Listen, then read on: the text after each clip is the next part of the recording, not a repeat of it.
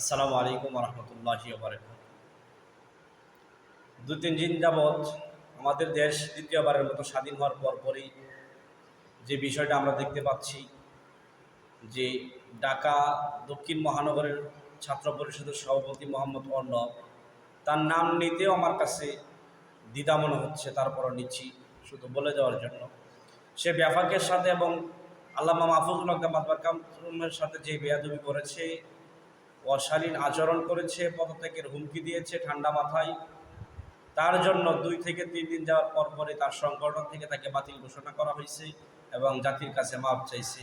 এখান থেকে বোঝা উচিত, এখান থেকে ইসলামের দ্বীনের আলেম ওলামাদের শত্রুদের বোঝা উচিত, বিদ্বেষীদের আলেম বিদ্বেষীদের বোঝা উচিত আল্লাহ পাক ছাড় দেন কিন্তু ছেড়ে দেন না, বিচার হবেই হবে। অর্ণব